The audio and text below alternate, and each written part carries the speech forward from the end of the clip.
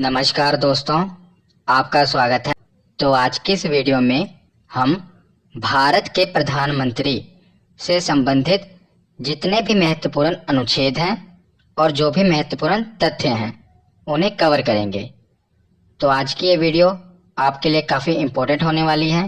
इससे पहले मैंने राष्ट्रपति, उपराष्ट्रपति, संसद मतलब कि और भी जो पॉलिटी की इम्पोर्टेंट वीडियो हैं उन्हें अपलोड किया हुआ है।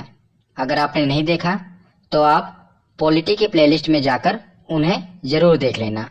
आज की इस वीडियो में हम प्रधानमंत्री से संबंधित जो भी महत्वपूर्ण अनुच्छेद हैं और जो मंत्री परिषद है उन्हें कवर करेंगे और लास्ट में प्रीवियस ईयर क्वेश्चन भी कवर करेंगे।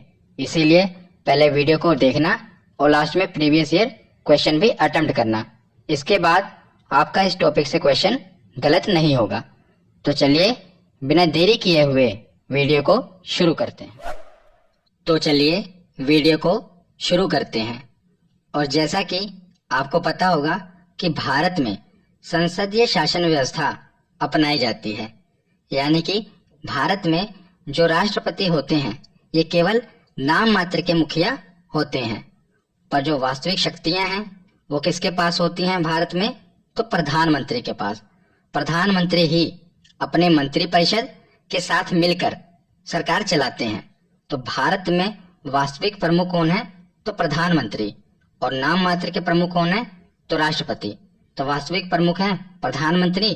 तो इसीलिए आज हम प्रधानमंत्री से संबंधित जो भी इनकी शक्तियां हैं, कार्य हैं, महत्वपूर्ण अनुच्छेद हैं उन्हें पढ़ते हैं। प्रधानमंत्री को डिटेल में पढ़ने से पहले हम मंत्रिपरिषद और मंत्रिमंडल इसमें अंतर क्या है इसे समझ लेते हैं, क्योंकि मंत्रिपरिषद का जिक्र आगे बार बार होगा।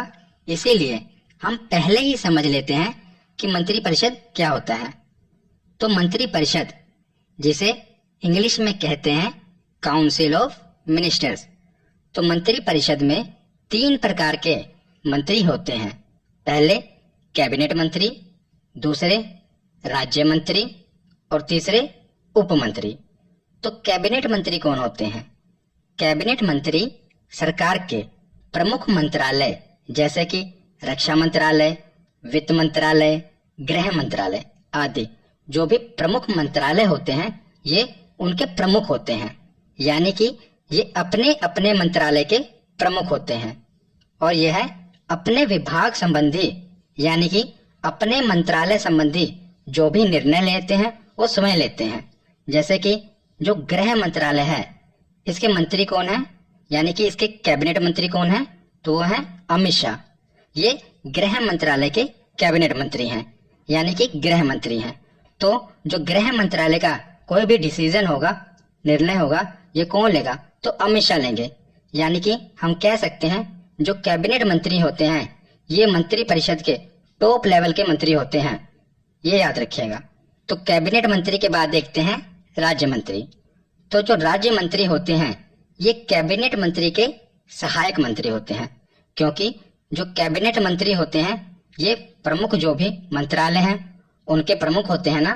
तो इतने बड़े मंत्रालय का जो कार्यभार है वो अकेले ये कैसे संभाल पाएंगे, इसीलिए इनकी सहायता के लिए राज्य मंत्री होते हैं।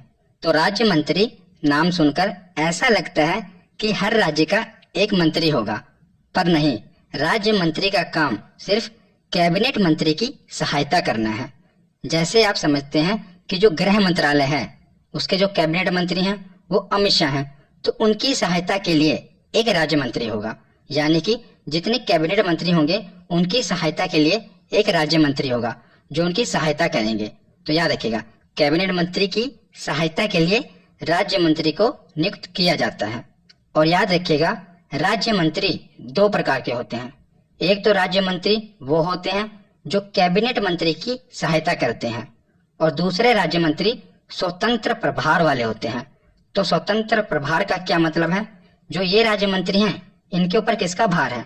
तो कैबिनेट मंत्री का भार है, पर ये राज्य मंत्री कैबिनेट मंत्री के भार से स्वतंत्र हैं। तो ये राज्य मंत्री कब नियुक्त किए जाते हैं?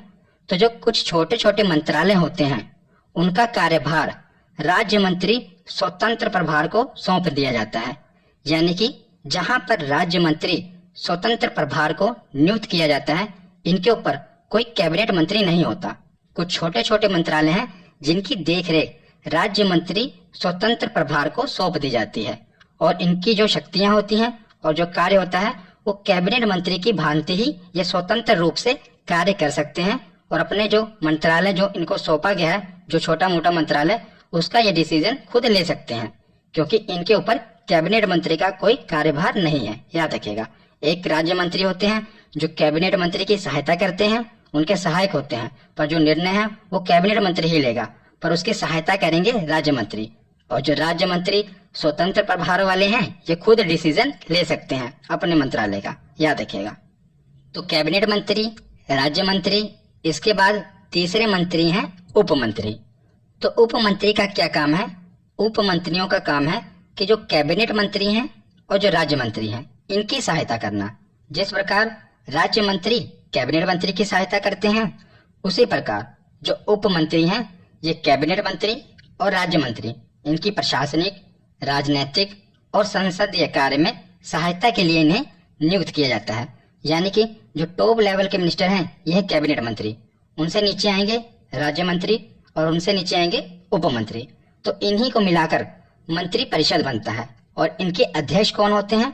तो वो तो प्रधानमंत्री ही होंगे, वो इनके अध्यक्ष हैं और बाकी ये उनके मंत्री परिषद में आ जाते हैं, कैबिनेट मंत्री, राज्य मंत्री और उप मंत्री। तो मंत्री परिषद तो हमने देख लिया। ये मंत्रिमंडल क्या होता है? तो जो मंत्रिमंडल होता है ये मंत्री परिषद का ही छोटा रूप है। मंत्री परिषद में हमने कैबिनेट मंत्री, राज्य मंत्री और उप मंत्री, इन तीनों को देखा, पर इनमें से जो सबसे बड़े यानी कि टॉप लेवल के मिनिस्टर कौन से हैं जो अपना डिसीजन यानी कि अपने विभाग का निर्णय स्वयं लेते हैं? तो ये है कैबिनेट मंत्री। तो कैबिनेट मंत्री और प्रधानमंत्री तो होंगे ही, इनको मिलाकर बनता है मंत्रिमंडल। तो ये मंत्री परिषद का ही छोटा रूप है, जिसमें प्रधानमंत्री अपने कैबिनेट मंत्री जो कि प्रमुख मंत्रालय हैं, जैसे कि वित्त मंत्रालय, गृह मंत्रालय। गृह मंत्रालय के कैबिनेट मंत्री कौन होंगे? अमित शाह। वित्त मंत्रालय हो गया निर्मला सीतारमण, रक्षा मंत्रालय। इसी प्रकार जो प्रमुख कैबिनेट मंत्री हैं और उनके साथ प्रधानमंत्री को जोड़ दिया जाए तो इसको हम मंत्रिमंडल कहेंगे। आप आए दिन सुनते होंगे न्यूज पे कि प्रधानमंत्री ने अपने कैबिनेट मंत्रियों के साथ बैठक की। तो यही जो प्रमुख मंत्रालय के मंत्री हैं उन्हीं के साथ प्रधानमंत्री बैठक करते हैं, तो इसी को मंत्रिमंडल कहा जाता है। तो आशा करता हूँ आपने मंत्री परिषद और मंत्रिमंडल में क्या अंतर है उसको समझ लिया होगा। तो अब हम प्रधानमंत्री एवं मंत्री परिषद से संबंधित जो भी महत्वपूर्ण अनुच्छेद हैं उन्हें पढ़ते हैं। तो सबसे पहले है अनुच्छेद 74। इसमें क्या कहा गया है कि राष्ट्रपति की सलाह के लिए एक मंत्री परिषद होगा और इस मंत्री परिषद के प्रधान कौन होंगे? तो हमें पता ही है कि मंत्री परिषद के प्रधान प्रधानमंत्री होंगे और इसी मंत्री परिषद की सलाह से राष्ट्रपति काम करेंगे।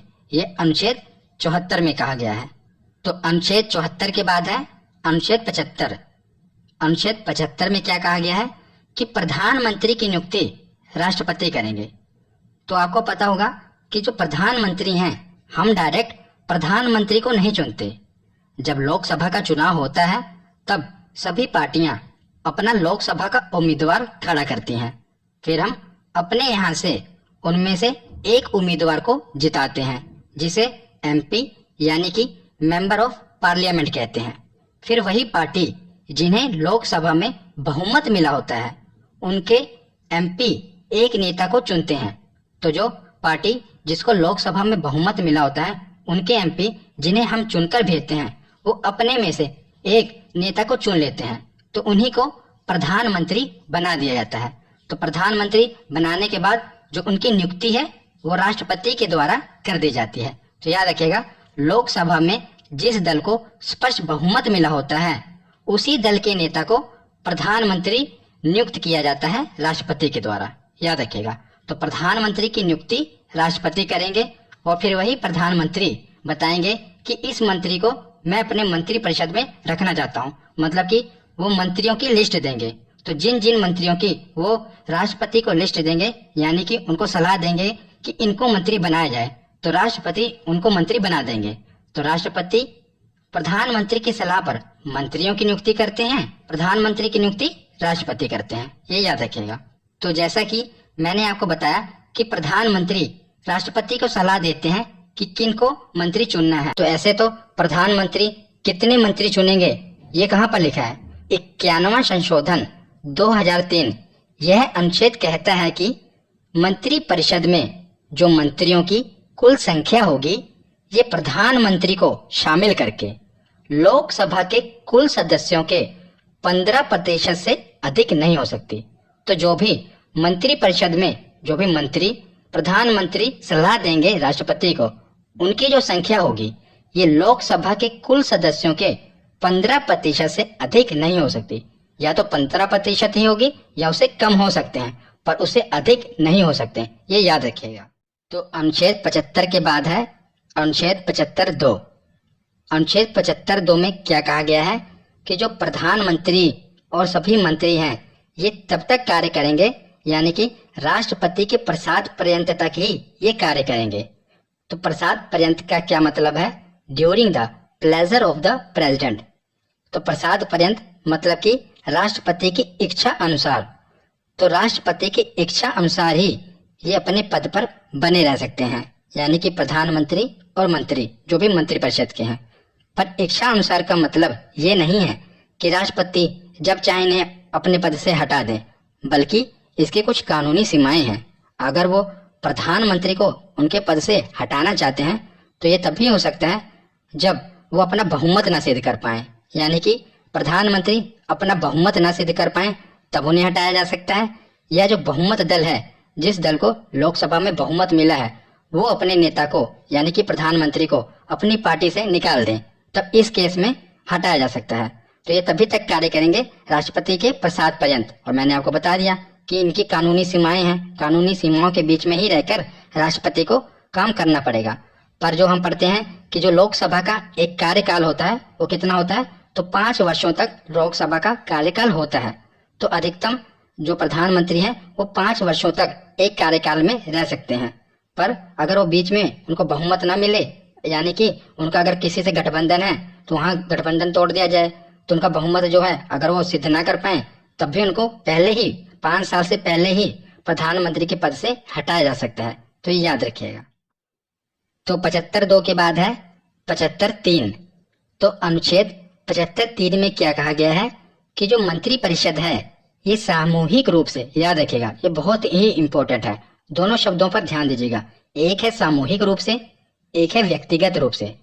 तो जो मंत्री परिषद है ये सामूहिक रूप से लोकसभा के प्रति उत्तरदायी होगा। जब पूछा जाए कि सामूहिक रूप से तो ये लोकसभा के प्रति उत्तरदायी होगा।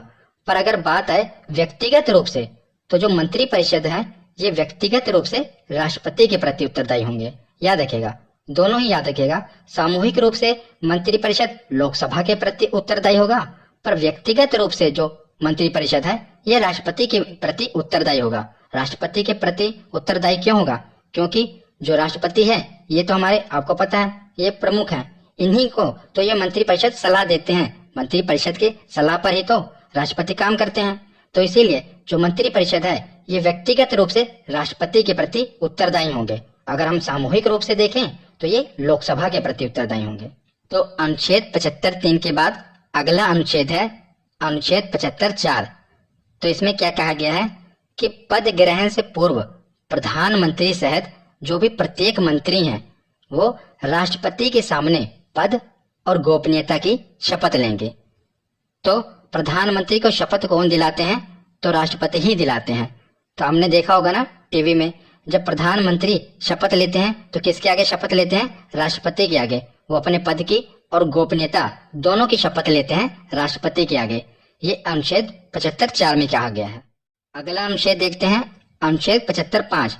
तो अभी तक हमने पहले 74 देखा, फिर 75(1), 2, 3, 4, अब हम देख रहे हैं 75(5).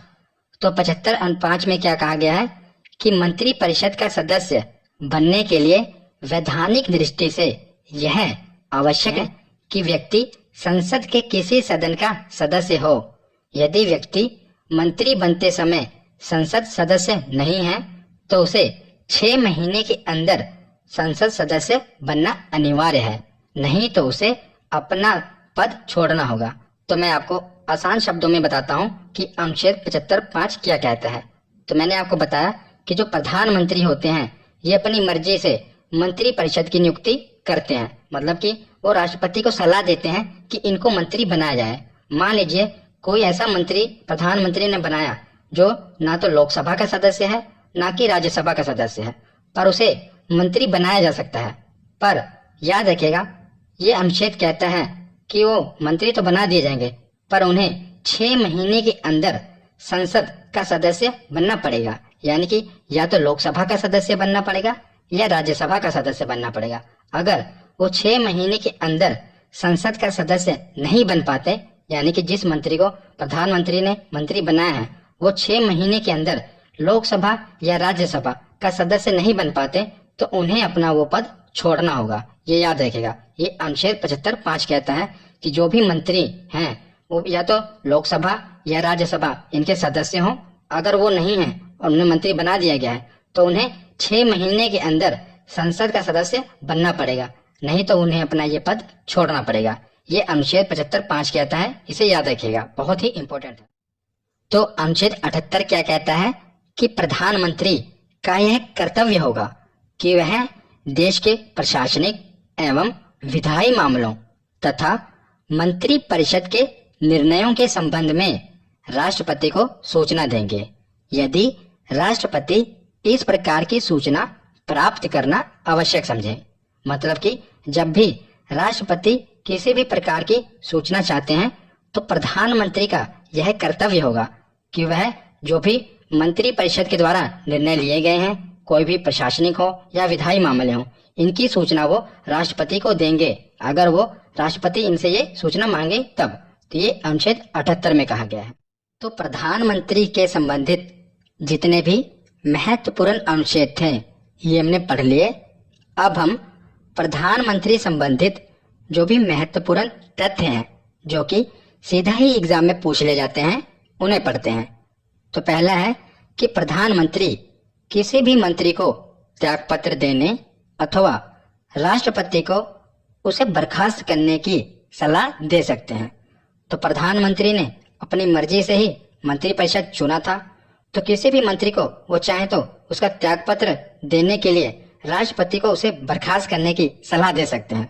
याद रखिएगा। आगे देखते हैं कि प्रधानमंत्री मंत्री परिषद का प्रमुख होता है, ये तो हमने पढ़ ही लिया था। अतः जब प्रधानमंत्री त्यागपत्र देता है अथवा उसकी मृत्यु हो जाती है तो जो मंत्री परिषद है यह स्वयं ही विघटित हो जाएगा और अन्य मंत्री भी कोई कार्य नहीं कर पाएगा। तो इसमें क्या कहा गया है कि जब भी प्रधानमंत्री या तो इनकी मृत्यु हो जाए या ये त्यागपत्र दे दे तो इनका जो पद है वो खाली हो जाएगा। तो इनका जो मंत्री परिषद है वो भी जो मंत्री हैं उनके वो भी पद पर नहीं बने रह पाएंगे। क्यों? जब इनका प्रधान जो इनका मुखिया था वो ही अपने पद पर नहीं है, उन्होंने त्यागपत्र दे दिया या उनकी मृत्यु हो गई, अब प्रधानमंत्री अपने पद पर नहीं है, तो जो इनके मंत्री थे कैबिनेट मंत्री, राज्य मंत्री, उप मंत्री, ये मंत्री भी अपने पद पर नहीं रह पाएंगे, ये भी विघटित हो जाएंगे और कोई भी मंत्री कार्य अपने पद पर नहीं कर सकता, ये इसमें कहा गया है। तो इस केस में क्या होगा कि राष्ट्रपति लोकसभा में जिस दल का स्पष्ट बहुमत होगा उसे बुलाएंगे और उसे कहेंगे आप अपने नेता को चुन लीजिए, उसे हम प्रधानमंत्री नियुक्त कर देंगे। तो लोकसभा में जिस भी दल का स्पष्ट बहुमत होगा उसी दल के नेता को प्रधानमंत्री नियुक्त कर दिया जाएगा। तो इस केस में जैसे कि मान लीजिए एक्स पार्टी है, उसके प्रधानमंत्री ने त्यागपत्र दे दिया, तो अब राष्ट्रपति क्या करेंगे, जो भी एक्स पार्टी है उसे बुलाएंगे, कहेंगे आपका जो नेता था उसने तो त्यागपत्र दे दिया, अभी आपका बहुमत है, आप चाहे तो किसी अन्य नेता को चुन लें। तो अभी एक्स पार्टी का लोकसभा में बहुमत है, तब वो क्या करेंगे, किसी अन्य नेता को चुन लेंगे, तब वो जो अन्य नेता है दूसरे वाले नेता को प्रधानमंत्री नियुक्त कर दिया जाएगा राष्ट्रपति के द्वारा। अब जो नए प्रधानमंत्री हैं वो चाहे तो जो पुराना मंत्री परिषद है उन्हीं मंत्रियों को चुन लें कि यही मेरा मंत्री परिषद रहेगा। अगर वो चाहे तो नया मंत्री परिषद भी चुन सकते हैं कि अब मैं कुछ बदलाव करना चाहता हूँ, नए मंत्रियों को चुनना चाहता हूँ, तो मंत्री परिषद में बदलाव होगा या नहीं होगा ये नए प्रधानमंत्री ही चुनेंगे, क्योंकि प्रधानमंत्री की ही सलाह से राष्ट्रपति मंत्रियों की नियुक्ति करते हैं, ये हमने पढ़ लिया था। तो आशा करता हूँ आपको ये पॉइंट क्लियर हो गया होगा। तो आगे देखते हैं कि प्रधानमंत्री जो हैं ये नीति आयोग, राष्ट्रीय विकास परिषद, राष्ट्रीय एकता परिषद, अंतर्राज्यीय परिषद और राष्ट्रीय जल संसाधन परिषद इनके भी अध्यक्ष होते हैं। तो ये पूछ लिया जाएगा कि बताइए राष्ट्रीय विकास परिषद का अध्यक्ष कौन होता है? तो इसका आंसर क्या होगा? प्रधानमंत्री। तो ये जितने भी आयोग और परिषद हैं इनके अध्यक्ष प्रधानमंत्री ही होते हैं, याद रखिएगा। तो आगे है कि भारत का प्रधानमंत्री बनने के लिए न्यूनतम आयु कितनी होनी चाहिए, कि मिनिमम एज कितनी होनी चाहिए भारत का प्रधानमंत्री बनने के लिए? तो ये है 25 वर्ष, याद रखिएगा। वैसे तो जो हमारा संविधान है इसमें किसी न्यूनतम आयु का उल्लेख नहीं है, बस यह दिया गया है कि जो भारत का प्रधानमंत्री होगा ये लोकसभा एवं राज्यसभा में किसी एक का सदस्य होना चाहिए। तो ऐसी स्थिति में अगर वह लोकसभा का सदस्य होगा तो लोकसभा में न्यूनतम आयु कितनी होती है लोकसभा का सदस्य बनने के लिए? तो 25 वर्ष। अगर राज्यसभा का सदस्य होगा तो 30 वर्ष। तो 30 वर्ष और 25 वर्ष में 25 वर्ष न्यूनतम है, इसीलिए हम भारत का प्रधानमंत्री बनने के लिए जो न्यूनतम आयु मानते हैं वो 25 वर्ष मानते हैं, क्योंकि जो लोकसभा का सदस्य है ये भी प्रधानमंत्री बन सकता है और राज्यसभा का सदस्य भी प्रधानमंत्री बन सकता है। पर जो लोकसभा की न्यूनतम आयु है ये 25 वर्ष है और राज्यसभा की 30 वर्ष है। तो इस केस में जो न्यूनतम होगी वो 25 वर्ष होगी। इसीलिए हम कहते हैं कि जो भारत का प्रधानमंत्री है इसकी बनने की जो न्यूनतम आयु है ये 25 वर्ष है और हमारे एग्जाम में भी 25 वर्ष ही पूछा जाता है, तो याद रखिएगा। तो आगे है कि प्रधानमंत्रियों में सबसे बड़ा कार्यकाल किसका था? तो हमारे जो प्रथम प्रधानमंत्री थे पंडित जवाहरलाल नेहरू, इनका जो कार्यकाल था ये सभी प्रधानमंत्रियों में सबसे ज्यादा था। कितना था? तो 16 वर्ष 9 महीने और 12 दिन तक ये अपने प्रधानमंत्री के पद पर रहे थे, पंडित जवाहरलाल नेहरू जी। तो इनका सबसे बड़ा कार्यकाल था, याद रखिएगा। आगे है कि एक कार्यकाल में सबसे कम समय तक प्रधानमंत्री के पद पर रहने वाले कौन थे? तो वो थे अटल बिहारी वाजपेयी जी। देखिए सबसे ज्यादा कार्यकाल था जवाहरलाल नेहरू का और सबसे कम मतलब कि एक कार्यकाल में सबसे कम समय तक प्रधानमंत्री कौन थे? तो अटल बिहारी वाजपेयी थे। ये मात्र 13 दिन तक ही प्रधानमंत्री के पद पर रहे थे, उसके बाद ये दोबारा भी प्रधानमंत्री बने थे, पर याद रखिएगा 13 दिन के बाद इन्होंने इस्तीफा दे दिया था। तो अटल बिहारी वाजपेयी मात्र 13 दिन यानी कि सबसे कम समय तक प्रधानमंत्री के पद पर रहे थे, ये भी याद रखिएगा। आगे देखते हैं कि ऐसे प्रधानमंत्री जो कभी लोकसभा में उपस्थित ही नहीं हुए ये कौन थे? तो चरण सिंह, ये कभी लोकसभा में उपस्थित नहीं हुए थे। ये डायरेक्ट वन लाइनर क्वेश्चन पूछ ले जाते हैं, इसलिए ध्यान से सुनिएगा। तो आगे है कि विश्वास मत प्राप्त करने में असफल होने वाले प्रथम प्रधानमंत्री, तो ये थे विश्वनाथ प्रताप सिंह। तो देखिए विश्वास और विश्वनाथ, तो ये देखिए थोड़ा सा मैच कर रहा है ना, विश्वास विश्व, ये भी आगे विश्व आ रहा है, तो इसे आप लिंक करके इसे याद रख सकते हैं कि विश्वास मत प्राप्त करने में असफल होने वाले प्रथम प्रधानमंत्री कौन थे? तो विश्वनाथ प्रताप सिंह थे, याद रखिएगा। तो आगे है कि सबसे अधिक उम्र में प्रधानमंत्री बने और उसके आगे है कि सबसे कम उम्र में प्रधानमंत्री बने। तो सबसे अधिक उम्र में प्रधानमंत्री बने थे मोरारजी देसाई। बहुत ही इंपॉर्टेंट है कि सबसे अधिक उम्र में प्रधानमंत्री कौन बने थे? मोरारजी देसाई। तो इसे याद ऐसे भी आप रख सकते हैं कि देखिए इसके आगे है मोर, इंग्लिश में लिखेंगे तो MORE मोर। मोर का मतलब क्या होता है? अधिक या ज्यादा। तो सबसे ज्यादा यानी कि सबसे अधिक उम्र में प्रधानमंत्री कौन बने थे? मोरारजी देसाई। तो इसे आप लिंक कर सकते हैं जिससे आपको याद रहेगा। और सबसे कम की बात करें तो वो थे राजीव गांधी, ये सबसे युवा प्रधानमंत्री बने थे हमारे भारत के, दोनों ही याद रखिएगा। तो उसके बाद है कि भारत के प्रथम गैर कांग्रेसी प्रधानमंत्री कौन थे? तो ये भी मोरारजी ही देसाई थे, यानी कि सबसे अधिक उम्र और पहले गैर कांग्रेसी प्रधानमंत्री मोरारजी देसाई थे, याद रखिएगा। आगे है कि भारत में 3 प्रधानमंत्री की मृत्यु उनके कार्यकाल के ही दौरान हो गई, यानी कि जब वो प्रधानमंत्री के पद पर थे तभी उनकी मृत्यु हो गई थी। तो कौन कौन है? पहले हैं जवाहरलाल नेहरू जी, दूसरे लाल बहादुर शास्त्री और तीसरे श्रीमती इंदिरा गांधी। तो इन तीनों की मृत्यु अपने प्रधानमंत्री के पद पर रहते ही हो गए थे। और याद रखिएगा जो इंदिरा गांधी थी ये भारत की प्रथम महिला प्रधानमंत्री थी। प्रथम महिला प्रधानमंत्री के बारे में पूछा जाए तो ये कौन थी? तो श्रीमती इंदिरा गांधी थी, याद रखिएगा। थ्योरी सेक्शन हमने पढ़ लिया। अब हम प्रीवियस ईयर क्वेश्चन देखते हैं कि हमारे कितने प्रश्न सही होते हैं। तो पहला प्रश्न है कि प्रधानमंत्री की नियुक्ति कौन करता है? तो प्रधानमंत्री की नियुक्ति कौन करता है? हमने पढ़ा था राष्ट्रपति करते हैं। अगला प्रश्न है कि भारत के प्रधानमंत्री पद के लिए उम्मीदवार की कम से कम कितनी उम्र होनी चाहिए? तो हमने पढ़ा था कि कम से कम 25 वर्ष की उम्र होनी चाहिए भारत के प्रधानमंत्री बनने के लिए। तो अगला प्रश्न है कि भारत के प्रधानमंत्री बताइए राष्ट्रपति द्वारा चुने जाते हैं, राज्यों के मुख्यमंत्री द्वारा चुने जाते हैं कि लोकसभा में बहुमत दल के नेता होते हैं? तो ये हमने पढ़ा था कि जो लोकसभा में बहुमत दल के नेता होते हैं ये भारत के प्रधानमंत्री होते हैं, राष्ट्रपति द्वारा चुने नहीं जाते हैं, राष्ट्रपति केवल इन्हें नियुक्त करता है। लोकसभा में जो बहुमत दल का नेता होता है उसकी नियुक्ति की जाती है राष्ट्रपति के द्वारा, ना कि राष्ट्रपति के द्वारा चुने जाते हैं। तो इसका ऑप्शन होगा ऑप्शन सी। तो अगला प्रश्न है कि प्रधानमंत्री पद पर सर्वाधिक समय तक कौन आसीन रहा था? तो हमने पढ़ा था कि सबसे लंबा कार्यकाल किसका था? तो जवाहरलाल नेहरू जी का था। ये प्रधानमंत्री पद पर सर्वाधिक इनका कार्यकाल था भारत में। पंडित जवाहरलाल नेहरू ये भारत के पहले प्रधानमंत्री थे। अगला प्रश्न है कि प्रथम गैर कांग्रेसी प्रधानमंत्री बने? तो वही जो सबसे अधिक उम्र के प्रधानमंत्री थे, कौन? मोरारजी देसाई। ये भारत के पहले गैर कांग्रेसी प्रधानमंत्री बने थे। तो अगला प्रश्न है कि अभी तक पद पर रहते हुए कितने प्रधानमंत्रियों की मृत्यु हुई है? तो हमने पढ़ा था कितने प्रधानमंत्रियों की मृत्यु हुई है पद पर रहते हुए? तो 3। कौन कौन से? पंडित जवाहरलाल नेहरू, लाल बहादुर शास्त्री और श्रीमती इंदिरा गांधी। इनकी अपने पद पर ही रहते हुए ही मृत्यु हो गई थी। तो अगला प्रश्न है कि सबसे कम उम्र में प्रधानमंत्री पद पर आसीन होने वाले व्यक्ति हैं? तो सबसे युवा प्रधानमंत्री भारत के कौन थे? तो राजीव गांधी। और अगला प्रश्न है कि सबसे अधिक उम्र में प्रधानमंत्री के पद पर आसीन होने वाले व्यक्ति हैं? तो सबसे अधिक उम्र वाले हमने ट्रिक से भी पढ़ा था, मोर यानी कि अधिक, तो मोरारजी देसाई ये सबसे अधिक उम्र में। और अगला प्रश्न है कि भारत के प्रथम सिख प्रधानमंत्री हैं? तो कौन है? तो ये तो आपको याद होगा, आसानी है। तो नरेंद्र मोदी जी से पहले हमारे प्रधानमंत्री कौन थे? तो मनमोहन सिंह जी। ये भारत के प्रथम सिख प्रधानमंत्री हैं। तो अगला प्रश्न है कि भारत में एक व्यक्ति अधिक से अधिक कितनी बार प्रधानमंत्री के पद पर नियुक्त हो सकता है?